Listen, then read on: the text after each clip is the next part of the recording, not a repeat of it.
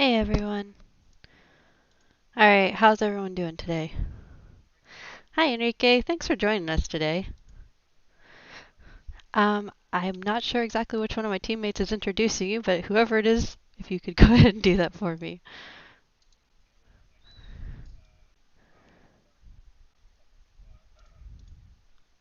Oh, one sec. Nope, not yet. For some reason my audio is not coming through to the YouTube. Give me one sec, guys. Um, my desktop's not picking up for some reason. I am so sorry, guys. You can always just record it and There make it it is. live Nope, afterwards. Okay, we're good. sweet. We're good. All right, go ahead, Ani. Fantastic. Awesome. Welcome, everybody, to another edition of our podcast. Today, we have a special guest, Enrique Abeyta, who is a big ex hedge fund manager, but also has a lot of influence in the Empire Financial Research company as well. Enrique, would you like to go and introduce yourself and sort of give us a little bit about who you are, and we can just dive into what we're going to be talking about today? Sure, and I'm not that big. I'm only about 5'10". My background, I was born in Phoenix, Arizona, or I grew up in Phoenix, Arizona, a poor Mexican Uruguayan Jew. Didn't like being poor, so I got into the Wharton School at the University of Pennsylvania because I decided Wall Street would be a good way for someone who didn't have shit to not be poor. Started my career on Wall Street at Lehman Brothers in the early 90s as a TMT, technology, media, and telecom investment banker.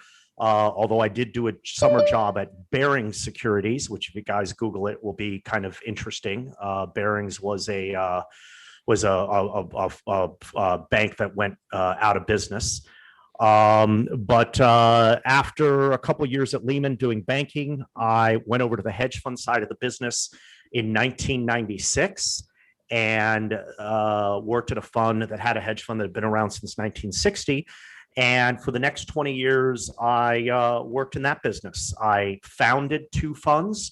One fund, Stadia Capital, which I founded in 2001, that at one point was the 84th largest long short hedge fund in the world. I founded another fund called 360 Global. For those two funds where I was the managing partner, I raised about $2.5 billion and was the co-founder, or part of the founding team of two other funds where we raised another $3 billion. So for the better part of 15 years, I was running, anywhere from 500 million to about 2 billion on funds where I was either the managing partner or a co-founder. 5 years ago, I left not because I was sick of it or anything, just because I wanted to do something else, and created a digital media e-commerce business, which I still run this day. That business, we identify large genres with highly engaged enthusiasts. We work in music and tattooing. And it's about a $20 million company. And we basically have an e-commerce company that owns media assets. So we own Inked Magazine, Revolver Magazine, et cetera. But I have a couple other businesses. I have a similar business in finance that we started last year called Hard Money, which is sort of like the Onion for finance. And we've launched a podcast ourselves, Hard Money's $1 Million Podcast. And lastly, I am an editor with an investment newsletter company called Empire Financial Research, where I have three newsletters of my own, and we have about 150,000 paid subscribers. So a pretty substantial business there. So I've done a lot in the markets. I've done a lot as a banker. I've done a lot as an entrepreneur. But again, I'm not that big. Yeah, sound like that introduction was guy. very small. Yes, that's nothing big at all. Thank you very much, Enrique. Appreciate your time with us today. So today, what we're going to be discussing, a lot of your experiences, what you've gone through as an investment banker, your resume, your CV through the financial markets as a whole, and specifically around a few things that we, as a retail investors, have been really kind of focused heavily on. And that's around the dark pools and pink pools area. We would like to start with asking you a couple of questions, and we can just make it conversational, and we can just see where the conversation takes us. Sounds good. Fair? Perfect. Shrekbait, do you want to take the first question? Yeah. So over the last couple of weeks, it feels like it's been an ongoing trend. We're starting to see mainstream media really owning up to this dark pool conversation, which I thought would never really happen, that it'd be kind of hidden in the shadows for as long as possible. But now all of a sudden, it is coming to light for some reason. Would you be able to tell us a little bit more about dark pool trading, and how is that specifically different to pink pool trading that we keep hearing about?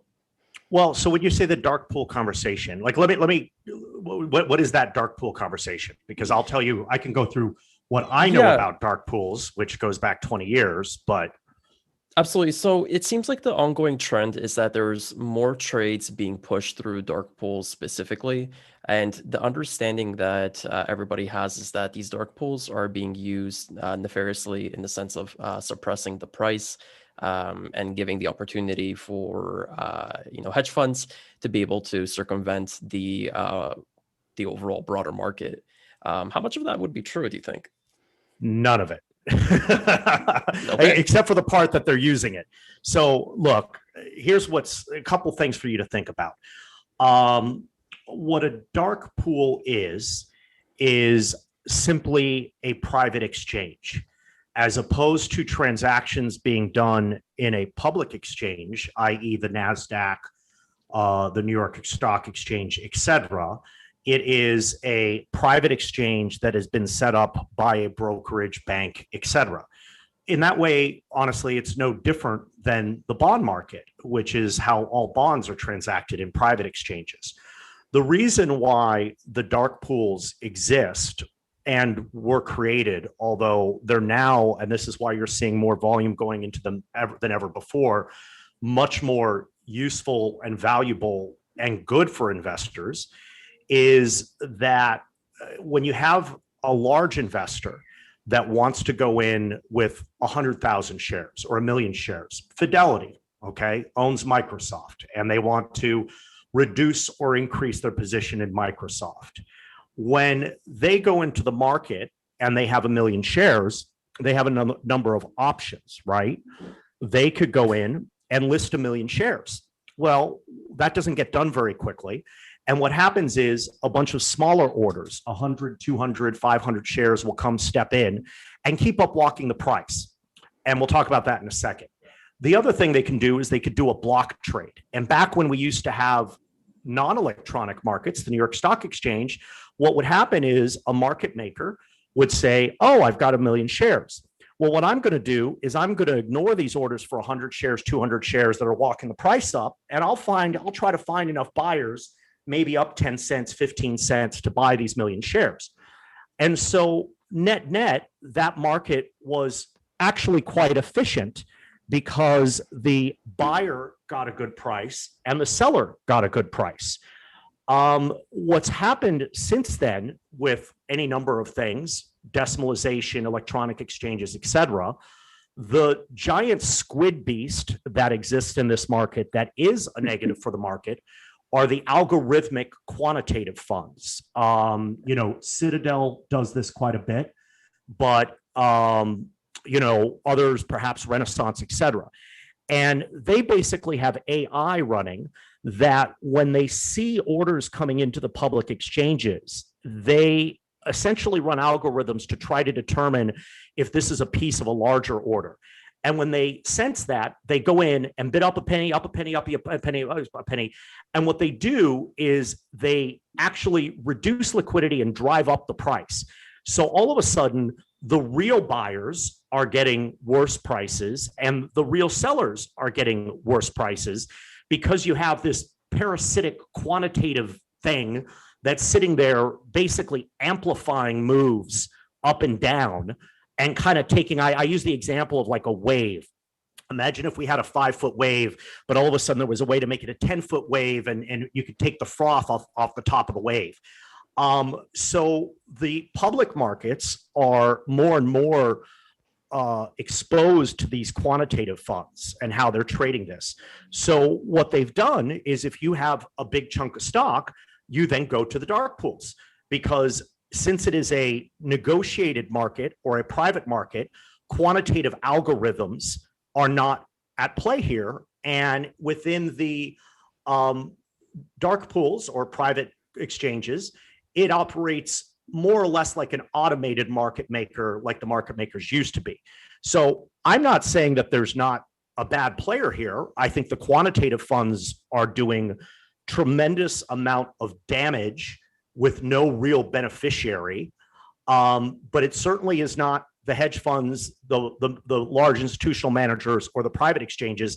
If anything, I would argue the private exchanges are creating less price volatility and enabling better liquidity with less distortions and taking money out of these parasites that exist in the quant funds.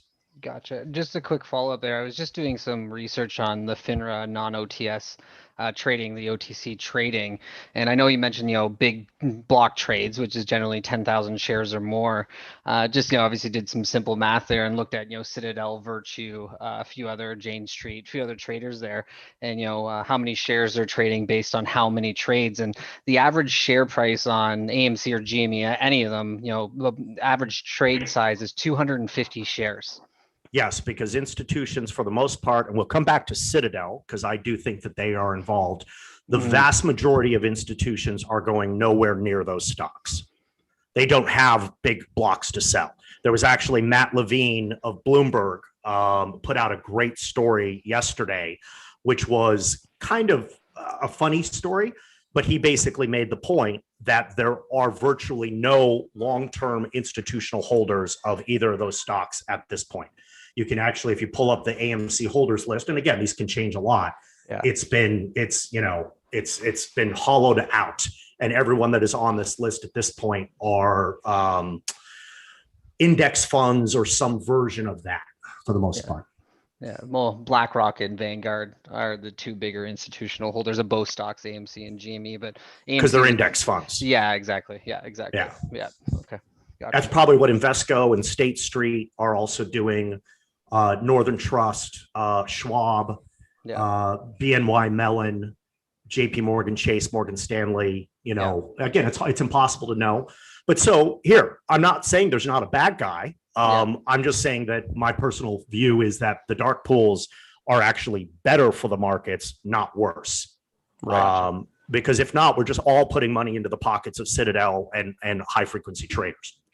So when we talk about high frequency trading, right, and there was also the inception of the IEX exchange, right? That was meant to circumvent that to some extent, right? The IEX is a dark pool, essentially. But let's call them private exchanges, because I think by the way, guys, I don't give a shit. I don't run a dark pool. I don't run a private exchange. I don't have friends who run them. Like if they were crooked as fuck, I would be thrilled. It would be a great story that I could be like, oh my god, check these guys out. They're fucking devils and stuff like that. Yeah. I just don't think that's the case. But I have no horse in this race. But IEX is a private exchange that does, the same way. Now, what's happening a little bit, so I'll tell you, there's two boogeymen out there, in my opinion. It's the high frequency traders, and the other structural boogeyman, to a certain extent, is the fact that, and this is what happened with Archegos, and this is what happened with GameStop in terms of the short interest, is the prime brokers are fundamentally restricted from communicating with each other at certain levels around holdings and their actions. Because if the prime brokers all kind of shared notes, you would have an incredible situation for potential abuse of market power.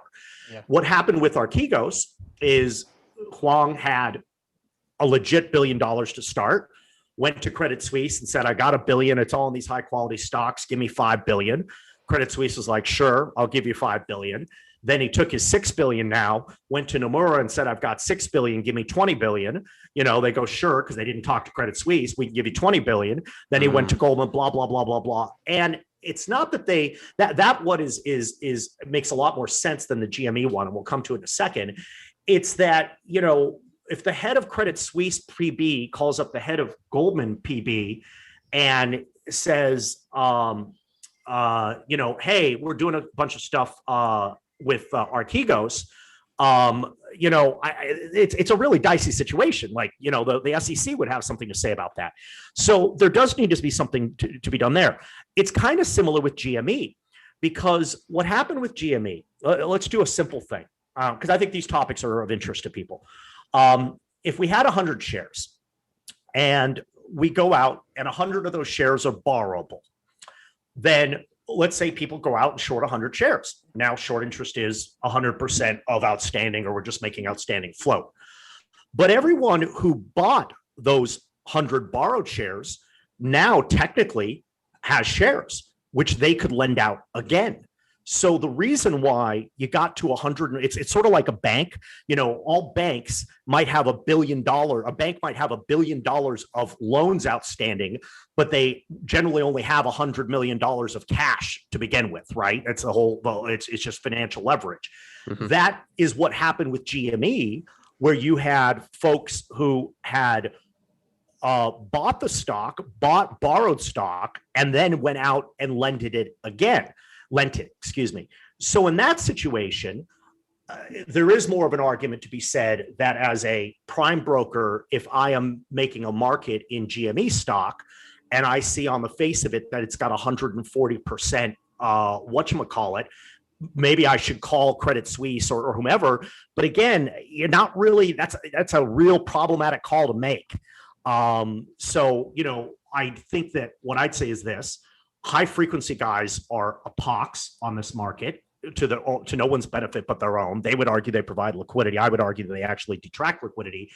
And there are some structural challenges in the way the markets are put together in some of these areas that are creating some unanticipated consequences. But I believe the SEC will sort those out, as they always do, because this is the history of markets and technology. Michael Milken went to jail. He didn't break any laws. It's just he did things where there weren't laws at the time, and then eventually he went to jail. And that's actually what I think will happen to Wang. I actually think Wang didn't break any laws, but he still might end up going to jail because that's what the SEC does. Is instances happen that no one kind of could anticipate, because it's just that's how it works.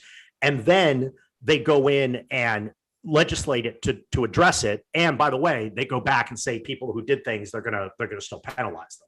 So so I don't know. I covered a lot more ground there, but I thought that might be helpful on this other stuff. That was great. And I wanted to kind of touch on a few things that you were mentioning and skirting around, like, which is the whole dark, sinister, lack of transparent part of this dark pool situation that we have been noticing, at least most of the retail that have come out this year in droves.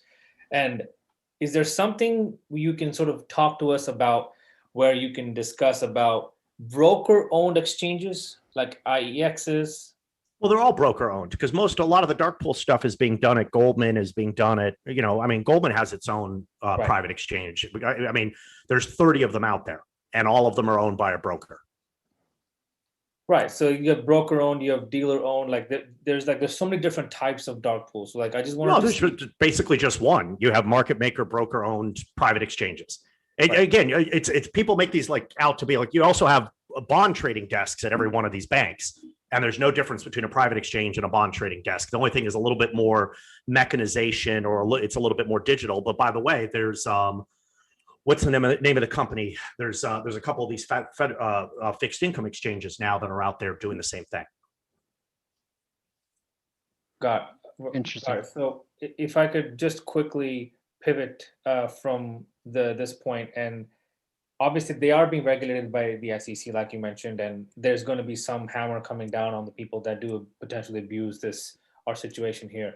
Well, I think the high. Well, actually, hold on. I think the lack of communication between prime brokers that created the Archegos situation will be addressed. I'm most confident of.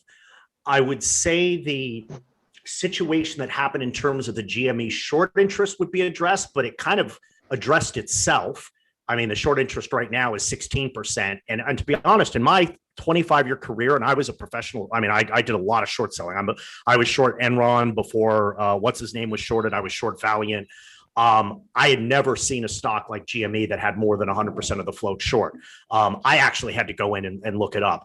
So I don't even know that that'll like, I was like, how the F did that happen? Because I didn't understand. And I think that I don't even know that that'll be addressed because it's so rare. So those two, Archegos situation, I think will be addressed. The more than the float being addressed, I suspect it'll be addressed and could be put into that. I don't know that anything. I'm not sure what there is to address in the dark pools because I think they're getting better prices for investors, not worse. Got it. Right. They should address the high frequency guys, and they should address Citadel, because I'll tell you, people there was this thing about Goldman. They call it the giant squid monster. Screw Goldman. It's Citadel.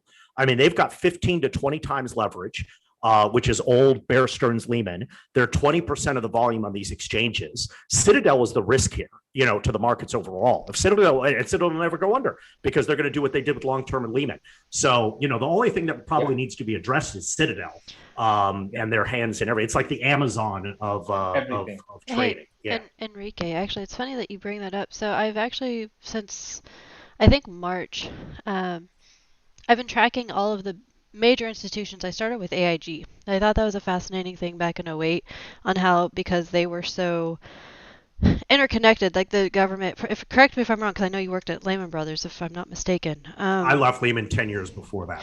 Okay, so you still might know what I'm talking about. So, but they had to basically pick between AIG and Lehman Brothers because, who's more interconnected and which one do you save to cause the least catastrophic collapse, right? And so I started looking at AIG, who was invested with them, and created this.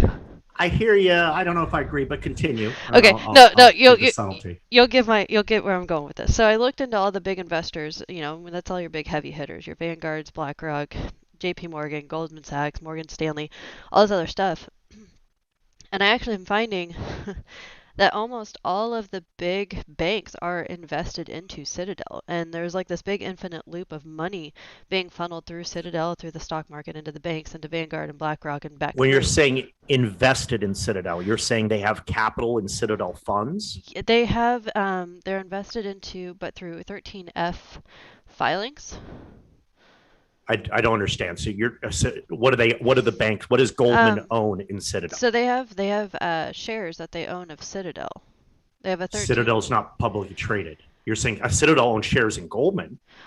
I was finding that through a few of the different sources we use that they had a 13 filing investment with Citadel. Citadel owns shares in Goldman. Goldman Right. does not own shares in Citadel. Right. Citadel owns shares in everything. I understand that, but it was just okay. So maybe maybe one day you can help me understand what I was finding then, because from what I understood, that it was that they were invested into Citadel somehow. No, I mean Citadel's not a publicly traded security. Like, it's not listed, so they may private equity investment. Yeah, and I'm quite confident. So, it'd have to be two things. It would be one of two things. Okay. They could be an owner of the limited partnership, but I am quite confident that none of them are, because Ken Griffin doesn't want to sell it to them. So that's very unlikely. More likely, yet I still feel unlikely, is they could have funds invested with money invested with Citadel funds, but I would think it's also quite unlikely, because if I'm Goldman, I can run my own money. I don't need to be invested with Citadel. But what you said would be true the other way, is that I guarantee you that Citadel has a holding in every one of those publicly traded securities. That's without a doubt, because Citadel has 300 equity trading books that operate semi-autonomously, and I'm sure many of them have positions at any given time in just about every major stock in the market. Although I'm looking at the holders list right now of Bank of America. I'm on Bloomberg, and I can pull up HDS, which is all the 13Fs. Wonderful. Yeah, I have it in real time. I mean, it's I don't actually see Citadel in the top. There's Citadel. They are the 82nd largest shareholder of Bank of America with about 10 million shares, which is, it's a real amount. But look, you pull up the holders list of basically any security over 5 billion of market cap. I guarantee you Citadel owns a piece, because they're 20% of the friggin' market, and they've got 300 trading books. So But that's not enough. I mean, Goldman Sachs could give a shit about, Right, Bank of America could give a shit about that. Now, with Bank of America, and this gets back to even what happened with Robinhood and the whole thing with the, I always get these, there's all the CCs. Basically, the clearing commission, they don't want Citadel to go under. Like, no, everyone's going to fight to keep Citadel from going under. But I don't actually think Citadel was at risk at all in the GME situation. The only one that was at risk to a certain extent, Robinhood was at risk in the GME situation for various reasons. But they've since addressed that. And I can go into that subject too, which is really in the weeds, but probably also pretty instructive. No, perfect. No. I think we would have to do another follow-up with you, Enrique, on that topic. But I'd like to quickly just get back to conversation around, you mentioned about the SEC regulations. The dark pools are protecting the retail investors, and as far as the trades that are being done. I don't know that they're protecting them. I think they are getting better prices for everyone involved and taking parasitic money away from the Citadels and the Renaissances. That's what they're doing. Basically making it more fair in a sense. Yes. So again, think of it this way. There's one bad player in this, the high frequency funds, traders. They're hurting everyone. Mm-hmm. The dark pools are a place where they can't, take their vig, so to speak. Now, they have their own dark pools, right? I'm assuming. Well, no. I mean, well, yes, but again, it's more about what's happening in the public exchanges where you just have these guys trading, so if there are 10,000 retail investors trading 200 shares, the way the quants can do it, they could have 30,000 or 50,000 accounts trading 200 shares. So when you look at those 200 share lots, I would bet you 2/3 of it is high frequency guys instead of retail. We've seen that's how they manipulate the market. We've seen that in the level 2 order books pretty much on a daily basis and going up by fractions of pennies as well too. Right. That's exactly what they do. Yep. Right. And so just to continue on that topic, so we have another one of our members of our organization here. Cyril, you want to quickly ask your questions as well? Absolutely. I mean, I think, when you spoke about earlier, can you hear me? Is my mic good? Yeah, no, we're good. All right, super. So when you were speaking earlier about, data confidentiality between like the prime brokers, that's one of the cornerstones of, market regulation. But how is, pinging within these pools or, the high frequency trading not in violation of data confidentiality? They're not. I mean, the high frequency traders are separate organizations. They're just traders. They're just like, you and I could set up a high frequency fund tomorrow if we had, $1 billion and could hire 1,000 programmers. So they're just an independent operator. And the dark pools are closed ecosystems. So there is something where the dark pools, to a certain extent today, the 30 dark pools do operate in concentric circles, that there's a exchange in the middle. But the New York Stock Exchange, everyone shares information. So the only way the dark pools share information is the same way that the New York Stock Exchange shares information. It's just imagine this. Imagine that the dark pools are like the New York Stock Exchange, except you have to get an invite to operate. Mm. That's what it is. So, gotcha. What I'm talking about is something very different. Is if I'm a bank and I have customers and I went and said, hey, I'm going to show you my book. I'm going to show you, here's Bill Hwang. Because what they could do, it's like freaking Major League Baseball, right? You could do price collusion. You go and say, well, hey, I bid him 2%, you bid him 1%. Why don't you come up to my 2%? And he's going to have to do business with us. It's just very standard antitrust kind of stuff. It's just these are very complicated markets. For sure. Gotcha. That makes sense. Just touching about, price differentiating between, say, dark pools and actually open public exchanges. We've seen a couple AMAs with Dave Lauer. He's on the board of the Aquos Neo Exchange. Actually used to be a trader with Citadel and left them. Works with Better Markets as well, too. And he says that there's at times where securities in the dark pools and to the open exchange can have about a 25% difference in price points between the two exchanges. Do you know anything on that? Or if they do, they have it for about 0.06 seconds. Okay. Yeah. That would But be awesome. Like it just doesn't, like anything in life. Like, I mean, if it's actually tradable, it's not there for very, very long. But the point is that opportunity is there for them to do that, right? So that's the dangerous part about an unfair. How is it unfair? Because if we're in a private exchange, okay, and let's say you own here, let's pull up AMC right now. Let's say AMC stock right now is trading at 53.76. And I said to you, hey, I'll pay you $75 for AMC stock in a private exchange, for a million shares. Where's the loser in that situation? Wouldn't that be the retail? Why? Because that is not reflecting on the price. Like the shareholders, right? They're not. I mean, if you own a house and I buy your house and I pay 20% more than the market, you and I just engaged in a private transaction. Yeah, does the guy next door that couldn't buy the house, did he lose? Was it unfair to him? My question is then, what is the real price of the security then? If there's so many different exchanges across the board. I will tell you 99.999999% of the time, the dark pool price and the underlying market price fall exactly on top of each other, because there are 100 accounts that are constantly arbing it, meaning that if they fall out of line to any material amount, they go in and buy one in one market and sell it in the other. Gotcha. Constantly, like and I'm telling you, so it's sort of things like naked shorting. Like I was a short seller for 30 years, 25 years. I went out. I'd done this a couple months ago, but I also did it before we did this call. I called 30 of my friends, all who worked at the biggest hedge funds in the world, and I literally said, "Do you ever recall a situation of having been involved in naked short or knowing someone that was doing it?" Not a single one of us had. The only time that it used to happen. This is for institutions, and we can get into put options and that whole option thing.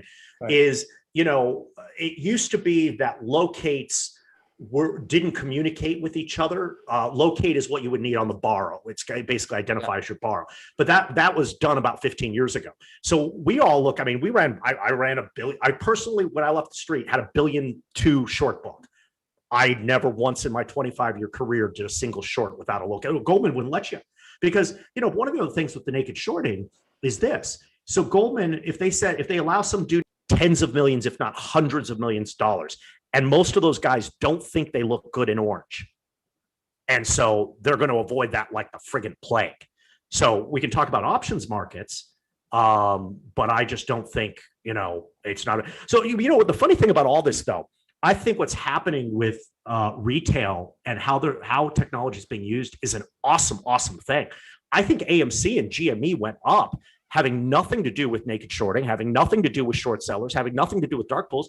It went up because we had a hell of a lot of enthusiastic buyers who were able to exert market power and cooperation and coordination unlike any other time in human history.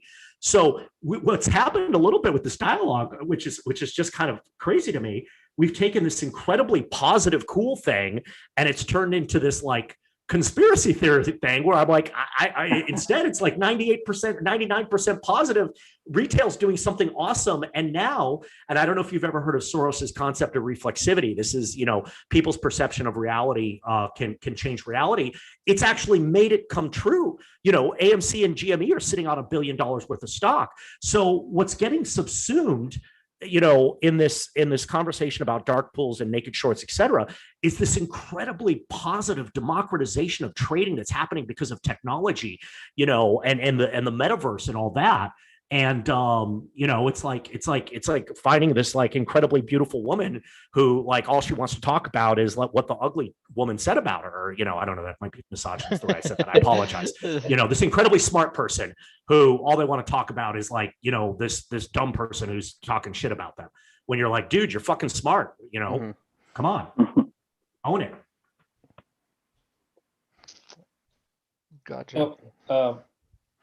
Moving along. There was a piece about I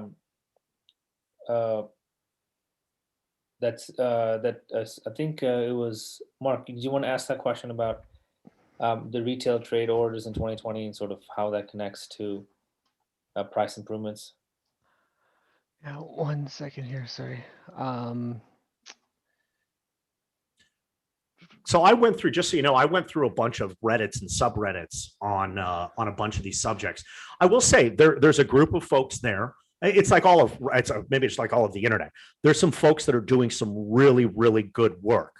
I think the challenge is that I think that they've done some good work without talking to the people who are doing it. So there's some conclusions in there that are really, really good, but it's missing a couple pieces of key information, was kind of so I thought there's some excellent, I'm sorry to talk about naked shorting while you're looking that up. There's some excellent discussions about naked shorting as in regards to the put, into the options markets and the impact it has there. But ultimately, they kind of also miss the point about what is the actual impact of short selling on a stock. Gotcha. Sorry, Ani, did you want to touch on the margin utilization? Is that it? Yeah, I would just talk a little bit about the aspect on margin utilization. So right now margin utilization is an all-time high. According to FINRA and New York Stock Exchange data, it's in the excess of 400 billion, opposed to the nearly 50 billion in 1999.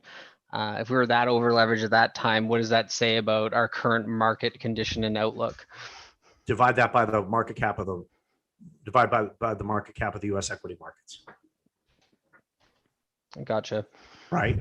It's like me talking about a hamburger cost 40 cents in 1950, and now it costs $4. Well, what's the denominator? So, Gotcha.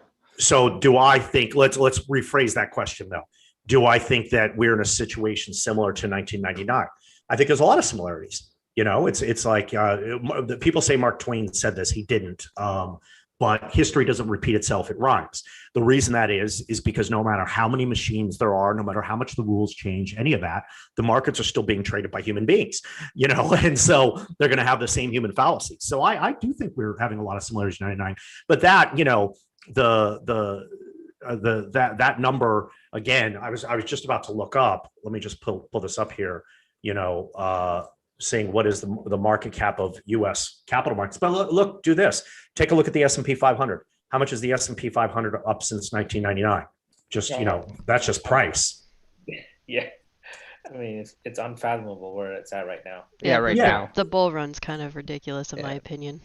Well, is it? Because I think we're in one of the greatest periods of human history in terms of value creation, et cetera. But sorry to come back to this. You said that number was 8 times the margin. The S&P 500 is up 4-fold, 3.5-fold since 1999. But I guarantee you the shares outstanding is up, massively. So I think that the margin relative to the actual dollars being traded might be. I'll see if I can pull up some numbers. It might actually be a lower ratio than it was back in 1999.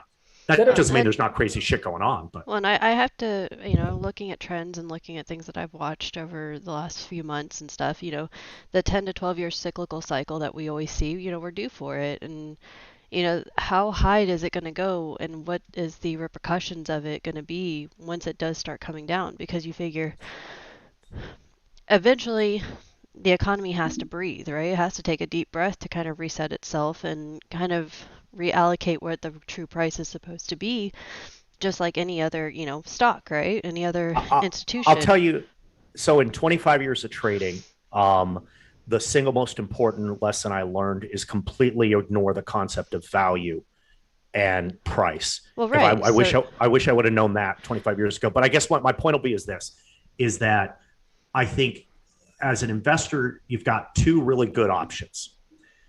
Trade a lot or don't trade at all.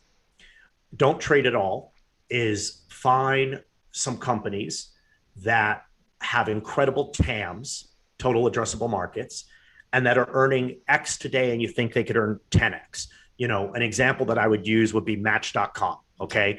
Match, there's 1 billion people on this planet that want to hook up out of 8 billion that are eligible, or I guess everyone's eligible, but, and Match has 12 million customers, paying customers.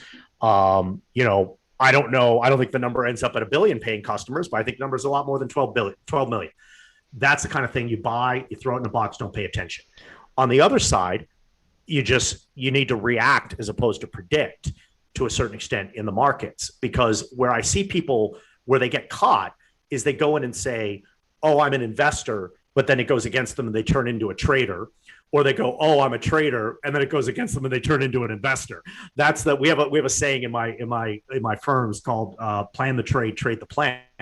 So getting back to your point about the economy, look, we just had to reset the economy. The economy is not all that overheated. When you look on any number of measures, the market's a bit extended right now. It was a lot more extended in 1999. I think that what needs to retract is the growth of the Fed balance sheet. And at some point that pulls in, and I think that's going to inject a lot of volatility. Do we have a crash in front of us? I do, but I think we might have, we're more likely to have a crash up 70% from here than here is kind of my thing. If we go up 70% in the next 12 months, then I'm full crash camp, but I don't think we're there yet. Again, just one man's opinion. And then if you can let me say my opinion, we're watching Yeah, of course. housing. We have a few realtors and people that track the realty economics and stuff, and then we have crypto people, we have people watching the stock market and things like that. The bubbles we see, it's surmountable to 08, 1929. The printing of our currency in the last year is incredible. We shouldn't be printing that much money, and it's been put into the stock market, so therefore it's increasing the S&P, the Dow, the Nasdaq. You can't tell me there's not a problem in the economy if we're seeing these kind of bull runs without, some kind of, breathing room. Yeah, we dipped a little bit in 2020. Actually, it was December of 19. So. But I guess my first point was, so just be ready, trade it. That's an opportunity. Well, right. But we're also, for our group, we also try to help prepare people. A lot of the people in our group were really burned in 08. So we're trying to teach them also to see what is going on in the market as a whole, and trying to show them how to prepare themselves at the best. So if you trade a lot or don't trade at all. Well, that's also where you have to teach what to trade. And the tech bubble, in my opinion, in my personal opinion, the cost we pay for the technology innovation, it's not there. Computers, when the .com bubble, the computers were everywhere. We had that, and then it busts. So we're at that point. iPhones aren't worth what we pay, right? So I'm not sure I follow. Okay, so you have the tech bubble, which would be Microsoft, Apple, and stuff like that, which S&P follows quite heavily. And you're saying back in 1999? No, even now. And what's the tech bubble per se? Tech bubble would be your Tesla, Amazon. Right, but what's the bubble aspect of that? I'm not sure. The price for technology versus the innovation.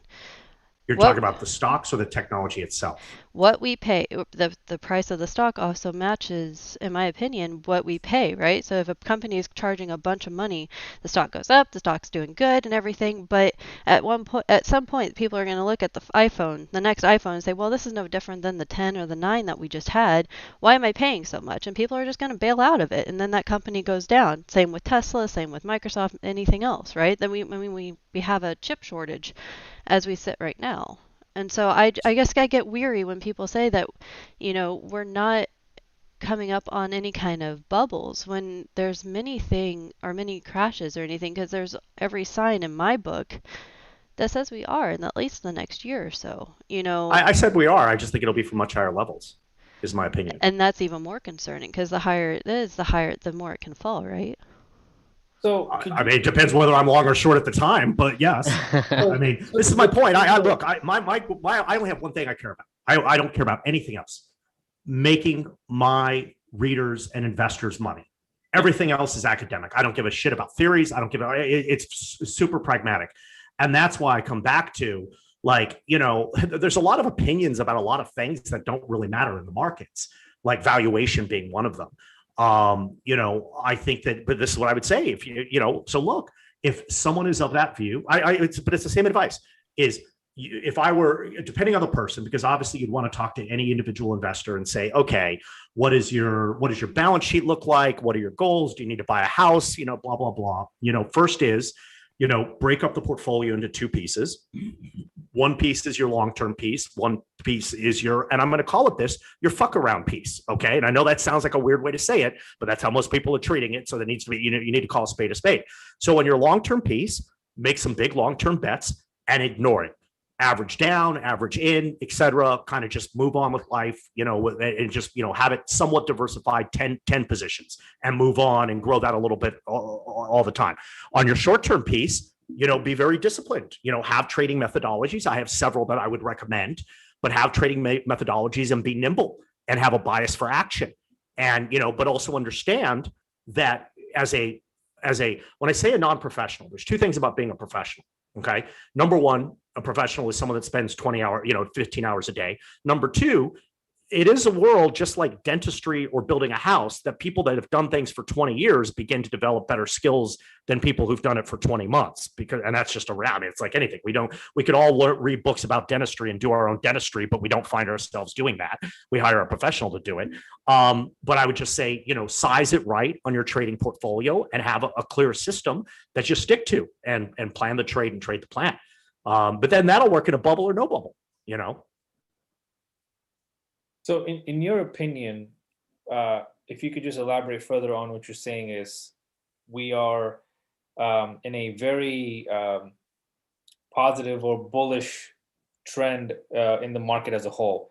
And you're saying that there's so much more we can get out of it. And you were talking a little bit about rebalancing the Fed balance sheet. Is that related to the reverse repos you're kind of alluding to? No, the Fed's growing the balance sheet on every level. It's not, they're printing money at M2. They're going out and buying stuff. They're printing money by buying securities is what they're doing. But you can pull up, I posted on Twitter today, a diagram of the Fed balance sheet actually mapped over the NASDAQ and the S&P. And the Fed balance sheet is ballistic versus where it's ever been. On a adjusted to the economy basis, it's at all-time highs. Right. That is the thing that I watch the most. So I want to take the conversation to more about also educating the retail investors who possibly don't have the facilities or capabilities to work with seasoned managers or financial advisors. What would be your advice as to how to do proper investing in here or take care of your finances? Like, what would be your advice for someone who is just a basic ape in a sense? Yeah. So a couple things. Number one, when you're starting out, let's put it this way. When you first learn how to drive, it's a mistake to go out and spend $300,000 on a Ferrari of $300,000. If all you have is $300,000, you just learn how to drive. It's a mistake to go out and buy a Ferrari and try to enter races. Right. So depending on your experience and comfort level, start small. Use it as a learning process. And, the first car that most people get is a junker, right? Because everyone's like, okay, it's big. And if you wreck, you're not going to kill yourself. And if the car's not all that expensive, et cetera. So sizing is everything. Sizing is everything when you're a new investor. Sizing is everything when you're an investor that's been doing it for 20 years. Think about that. Number two, do the work. Again, I'm going to talk my own book a little bit here. I posted last week, I think, and it's on top of my Twitter at Enrique Abeyta. I posted a reading list of 8 books that I chose very specifically that if I could only recommend 8 books, I'd recommend those 8 books. I think that's valuable. I think there are some great accounts on Twitter. My account, Mark Minervini. I could go through, pull up my Twitter and people I follow. I think a lot of them have really good trading advice. Again, talking my own book, we write investment newsletters that basically do this, where we're trying to give people, not just ideas, but give people, give a man a fish he eats for a day, teach him how to fish he eats for the rest of his life kind of thing, where we're giving, insights on how to manage the markets. But it's like anything in life, right? If I want to get into knitting, I spend a little bit of money first buying needles and yarn. I find some people who've done it. I read about it. I go online. I try to knit a napkin before I try to knit a giant blanket. Doesn't mean I can't knit a giant blanket and actually pull it off, but it's kind of aggressive, and I'm probably going to end up being pretty frustrated and probably going to mess it up. So sizing, do the work, read a ton. Would be the whether it's on Twitter, whether it's the books, whether it's newsletters, what have you. I think those are the 3 very powerful pieces of advice I would give. Well, thank you so much for that. And There was a lot of things that Ken just mentioned about true valuations. Like, I want to understand from your perspective on, is it normal to have some of these companies have such a ballooned valuation? I mean, okay, so let's talk about valuation. Sure. What is the value of Amazon stock? Okay. Let's compare that to Tesla, right? So no, but let's just talk about Amazon. Let's show you. I'm not even comparing. So one would say, the theory would say, I remember the part in the Matrix movie where Morpheus sits with Neo and he's got the blue pill and the red pill. This is the blue pill, red pill movement. And the only thing that annoys me is at some point, I guess the alt-right co-opted that analogy, which, like, I'm definitely not alt-right, but like, it was kind of like, yeah. Anyways, so Amazon, in theory, what is the $1 trillion market cap? I'm pulling it up right now. 1.7 trillion. Yeah. Okay. Amazon, in theory, the value of that stock should be the discounted cash flows, owned by the shareholders, right? That's what the theory tells you. It's complete and total bullshit. It's completely meaningless. Amazon has never paid a dividend in its entire history. Amazon had one period where it bought back like $800 million of stock. So if you bought Amazon in 1996 when it went public and you've held it for 24 years, do you know how much of that cash flow you've gotten from Amazon? $1997, $0.00 has ever touched your pocket. So instead, to me, and this is where I talk a lot and say stocks are not companies, Amazon's just a piece of paper. It's just a piece of paper the same way that GameStop's a piece of paper, the same way that gold is a piece of paper, because we don't, could take physical ownership. The same way, when I say piece of paper, it's a digital entry. I mean, Amazon in some ways is Bitcoin. It's just a digital entry, a digital account, credit, debit that exists in these accounts. And we, as human beings, have decided that we're going to use a group of heuristics, simple rules to govern complex situations, to ascribe valuation. But ultimately, it comes down to dopamine hits. The reason why Amazon has gone up so much is we, in this grand theory, and we'll talk about where the theory, actually intersects. We say that Amazon should be worth this value of the whatchamacallit, and Amazon's gone from 10 million of revenue, and I'm just pulling up when I pause a little bit, because I'm pulling all this stuff up on Bloomberg. And Amazon's now going to do 700 billion of revenue in 2023.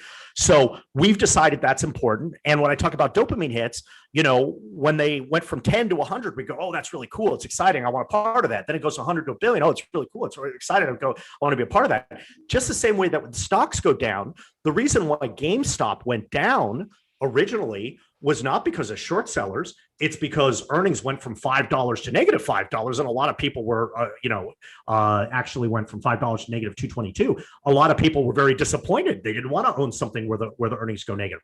Stocks are only worth something twice: the day they go bankrupt, and if they get bought out. Okay, and when you get paid the amount. Everything else in between is an opinion.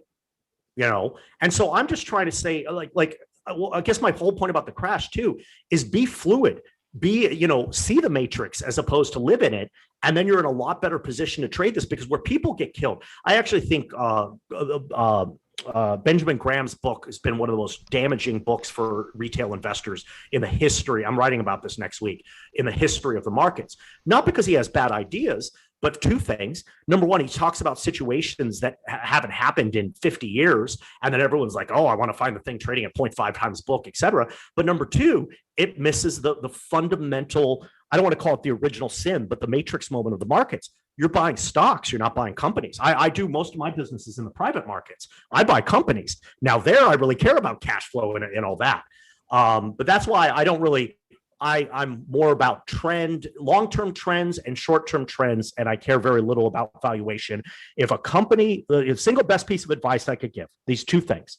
If a company's earning $1 today and it earns $10 in the future, the stock is going up.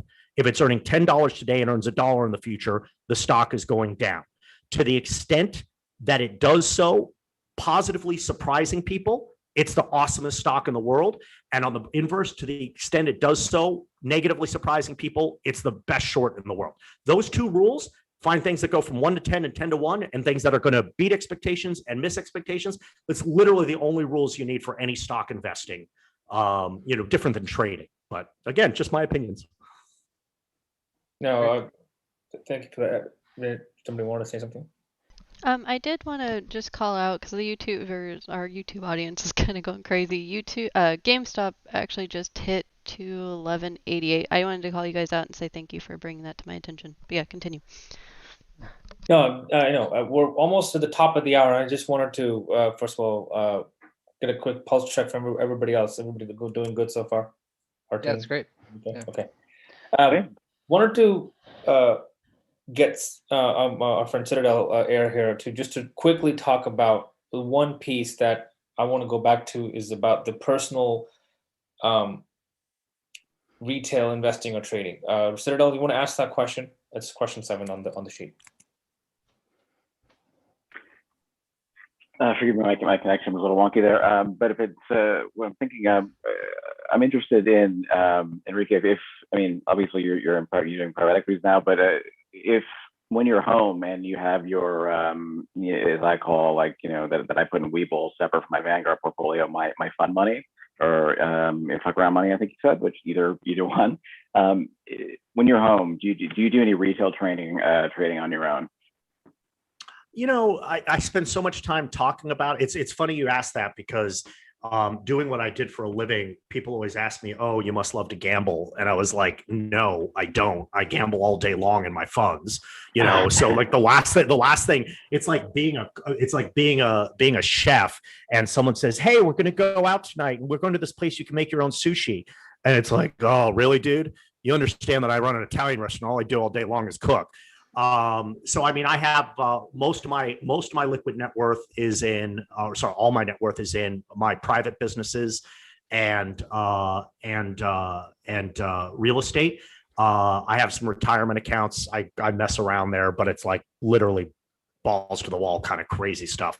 I'm playing for like 50 or 100 times returns. But you know what? That's actually, I'll say something else. The vast majority of wealth in this country has not been generated by people trading stonks and crypto. It's been generated by people investing in their house and building businesses. That is the power of the economy. And also away from the real estate thing, which is a whole subgenre, when you build a business, you control a lot more of your own destiny. You're not gambling. I mean, you're taking risks, but you control the ecosystem, and you control the setup a lot better.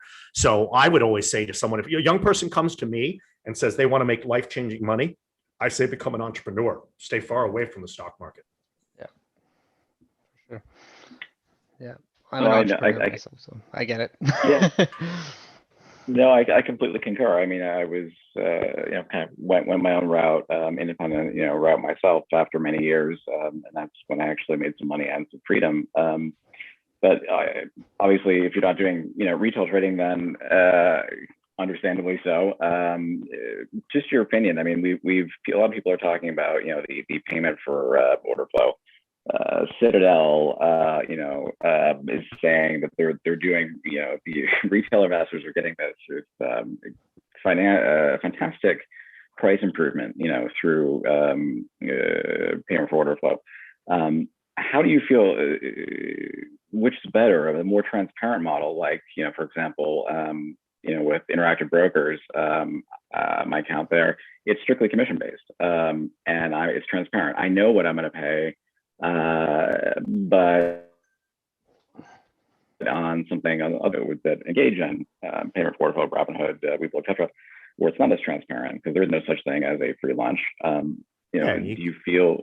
What are your thoughts? I mean, do you feel one is? Well, let me address something else. So while I said I wouldn't recommend to a young person going into full-time stock trading, I love what's happening in the markets. I love what technology has empowered retail investors to do today is awesome on many, many levels.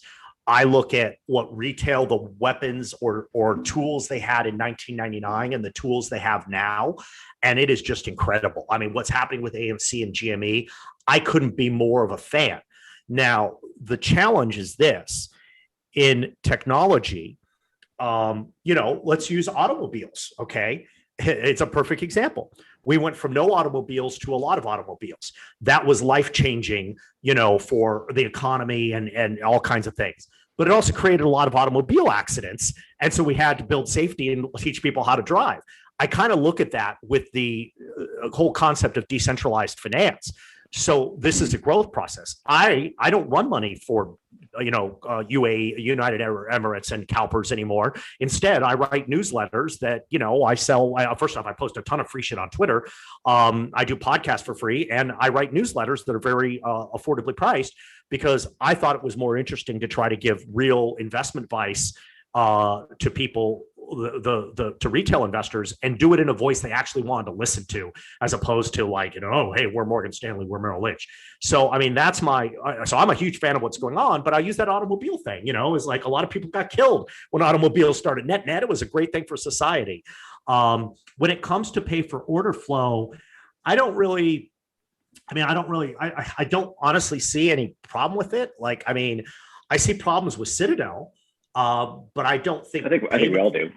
Yeah, but I don't think payment for order flow on its own is actually creating any issues. You kind of said it right. You get what you pay for. But I don't think Robinhood people are getting worse prices than anyone else. I think what happened, but again, we could go through the whole Robinhood thing. Robinhood is a poorly capitalized broker. And what happened to Robinhood investors, people trading GameStop back in February, was a result of having a poorly capitalized broker, because Fidelity didn't shut people off at all at any point because they were well capitalized. They didn't get the call, but Robinhood did, and a bunch of the other guys did. So, but that's that's the same conversation of hey, do you want to go to a bank? Okay, you could go to JP Morgan Chase. I can bet you it's not going out of business. Or you can go to Mike's Bodega Bank down here on Orchard and Ludlow, Orchard and Ludlow don't cross. But anyways, it's just, you gotta make your choices there. But a lot of problems with Citadel. I'm not sure pay for order flow is one of them. I'm not sure how it's abused, to be honest. No, I'm not implying it was abused. There is no such thing as a free lunch. And I think that their wording on some of their, the caveat being they're free, commission free, when it's really not. But I mean, that's not what I'm getting at. It's more of Citadel's pushed their agenda by saying, look, with DeFi, we've done, and they've actually quantified it. I don't have it in front of me, but they give a quantified value of saying that they did price improvement of, X dollars, hundreds of millions beef through. I just find that hard to believe, but I was just curious, because it's not transparent in my opinion, but I was just curious if between the two metrics.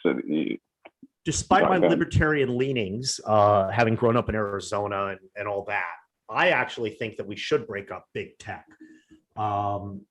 First off, selfishly, I think it'll generate a ton of awesome trading opportunities and investing opportunities. But, what's happened with Amazon, and I'm going to bring this back to Citadel in a second, is that they own so many pieces of the ecosystem in this newly developed ecosystem that I do believe they have the ability to exert market power.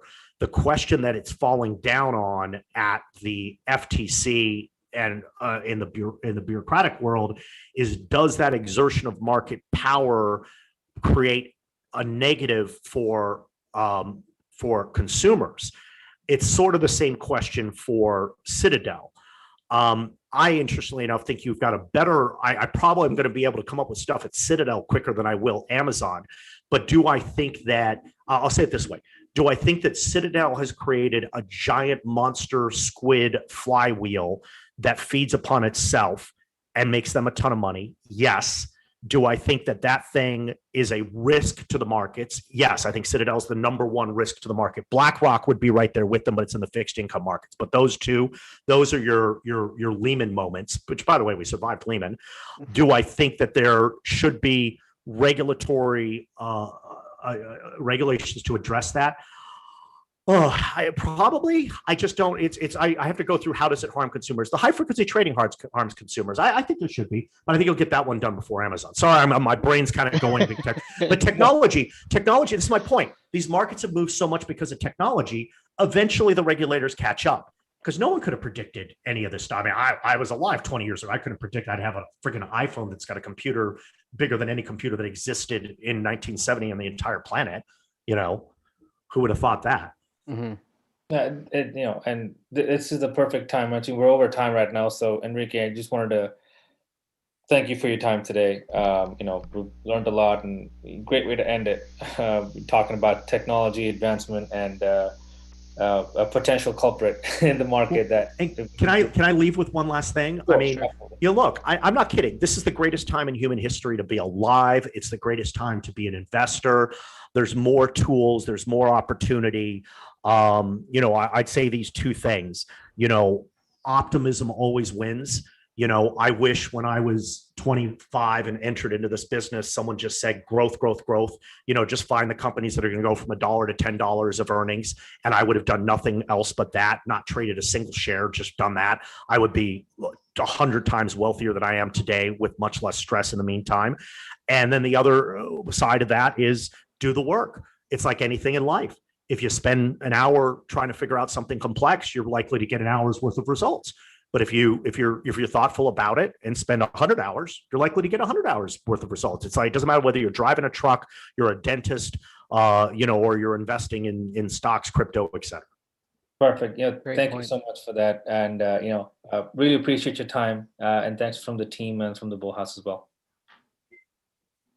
Thank you so much for joining us. We really appreciate it. A lot of insight, definitely. Enrique, if you have a minute after the recording, I'd like to ask you something as well too. Of course, man. Thank you. All right. I got to go to the Container Store, but other than that, I'm around. Podcast, guys. We'll see you guys on Monday. See you guys.